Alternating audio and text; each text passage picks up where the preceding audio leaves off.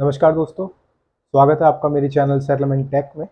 मैं आपका दोस्त अर्नव आपके लिए आज एक नया वीडियो लेकर आया हूं, जिसके अंदर हम बात करेंगे सेटलमेंट कराना चाहिए कि नहीं।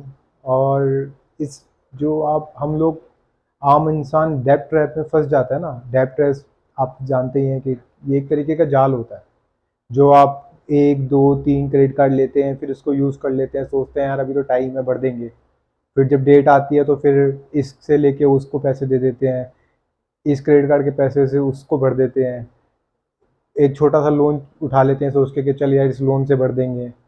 बाद में फिर सोचते हैं कि यार चल एक क्रेडिट कार्ड और ले लेते हैं। इस तरीके से एक आम इंसान जो है ना, वो बैंक और एनबीएफसी के जाल में फंस जाता है।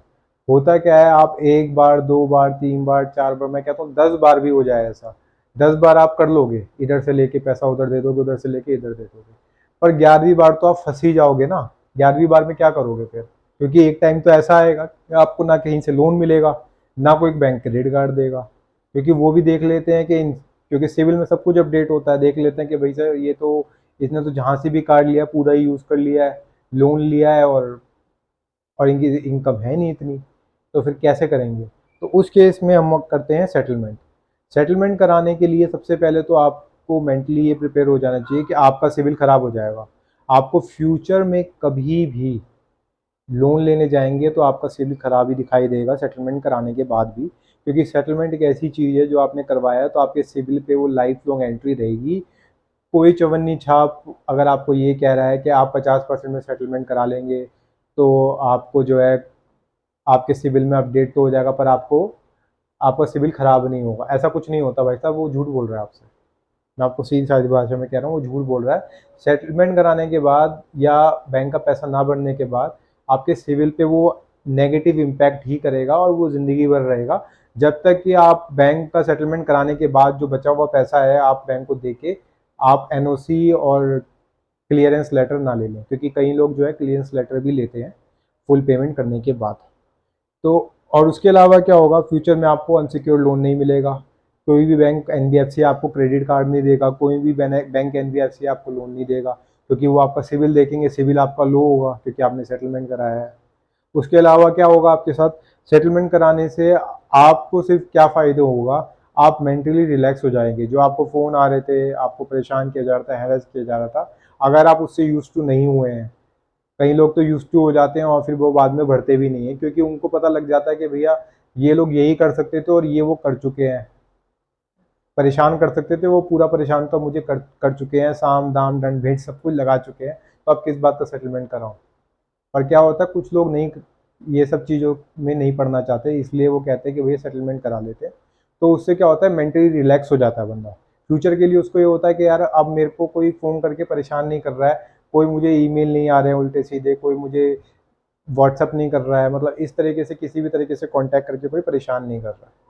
ठीक है। उसके अलावा क्या होता है, सबसे बड़ा फ़ायदा क्या होता है, आप एक बार लोन इस लोन ट्रैप से या डेब्ट ट्रैप से आप कह सकते हैं निकल चुके हैं, तो आप फिर आगे फ्यूचर में ये देख सकते हैं, आप कुछ सेव कर सकते हैं। आपको पता लग गया है कि भई जितनी इनकम हो उसके अकॉर्डिंग चलना है। इनकम के अकॉर्डिंग चलेंगे तो आप कुछ जोड़ भी पाएंगे। पर क्रेडिट कार्ड एक ऐसी चीज़ होती है कि इंसान को ये बताया जाता है कि उसकी जेब में पैसा है, पर वो पैसा उसका होता ही नहीं है, वो पैसा बैंक का है, पर बैंक उनको ये जताता है कि भैया ये पैसा तुम्हारा है, जबकि वो पैसा उसका है ही नहीं। और वो उसको यूज़ कर लेता है बिना सोचे समझे, और बाद में जब ड्यू डेट पे बिल भरने की बारी आती है तो ईएमआई करा लेता है, फिर उससे वो ईएमआई भी नहीं भरी जाती। तो ये क्रेडिट कार्ड एक तरीके का डेब्ट ट्रैक है। अगर आपको इस ट्रैप में नहीं फंसना है तो आप अगर एक बार निकल गए हैं तो दोबारा कभी भूल के भी ये क्रेडिट कार्ड के चक्कर में ना ही फंसे, क्योंकि आपको ये समझ आ गया होगा, क्योंकि ये बैंक हमारे फ़ायदे के लिए हमें नहीं देता, वो खुद के फ़ायदे के लिए हमें देता। अगर हमारे फ़ायदे के लिए हमें देता ना, तो सिविल खराब होने के बाद भी हमें दे देता। आप समझिए इस बात को, सिविल खराब होने के बाद वो क्यों नहीं देते? क्योंकि उनको पता है कि उनका पैसा फंस जाएगा। वो सिविल जब तक ठीक हो तभी तक आपको देंगे, जब आपका सिविल खराब हो जाएगा तो फिर आपको एक चवन्नी भी कोई नहीं देने वाला।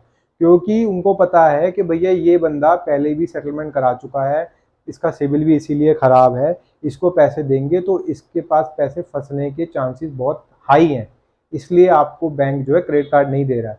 अगर आपका सिविल अच्छा होता तो वो आपको देता, क्योंकि उनको पता है कि यहाँ से सिर्फ फायदा आएगा, नुकसान के चांसेस बहुत कम है, इसीलिए तो ये सिविल बनाया गया है। एक तरीके का फाइनेंशियल करेक्टर सर्टिफिकेट है ये। इसीलिए हमें बनाया गया है कि भैया इनको कस्टमर का पता लग सके कि कौन सा कस्टमर टाइम पे पैसे देगा, इससे तो हम पैसे कमा सकते हैं, उसी को वो ऑफर भी देते हैं इसीलिए। तो ये एक तरीके का डेब्ट ट्रैप है जो कि बैंक और एनबीएफसी हमारे लिए बना रहे हैं। हमें इसमें नहीं फंसना है, अगर हम फंस भी गए हैं तो सेटलमेंट करके निकल सकते हैं। सेटलमेंट ये नहीं है, सेटलमेंट के लिए कोई एक पर्टिकुलर परसेंटेज नहीं है, पर मैं आपको सिर्फ इतना कहना चाहूँगा 15 से 25% में 90% बैंक और एनबीएफसी सेटलमेंट करा लेते हैं, और कई बार तो उससे भी कम में हो जाता है, जैसे कि मैंने आपको पहले बताया था, उससे भी कम में हो जाता है। पर डिपेंड करता है ये आपके ऊपर कि आप कैसे हैंडल करते हैं उन लोगों को। तो इसी तरीके की वीडियो बना के मैं आपको फ्यूचर में भी इन सब चीज़ों के बारे में बताता रहूँगा। पर अभी के लिए आपको सिर्फ इतना कहूँगा, सेटलमेंट कराना है तो बिल्कुल कराइए, पर सेटलमेंट कराने से पहले आप अपने दिमाग में ये चीज़ डाल लीजिए कि आपको, अगर आपने सेटलमेंट कराया तो ये जो चीज़ें मैंने आपको बताई हैं, ये चीज़ें आपके साथ होगी, पर आप इस डेब्ट ट्रैप से एक बार निकल जाएंगे तो प्लीज़ आगे कभी इसमें मत फंसिएगा। आज की वीडियो में मैं आपको सिर्फ इतना ही बताना चाहता था। सावधान रहिए और अपने राइट्स के बारे में पूरा जानकारी रखिए, ताकि आपको फ्यूचर में कोई भी रिकवरी एजेंट परेशान ना कर पाए। धन्यवाद।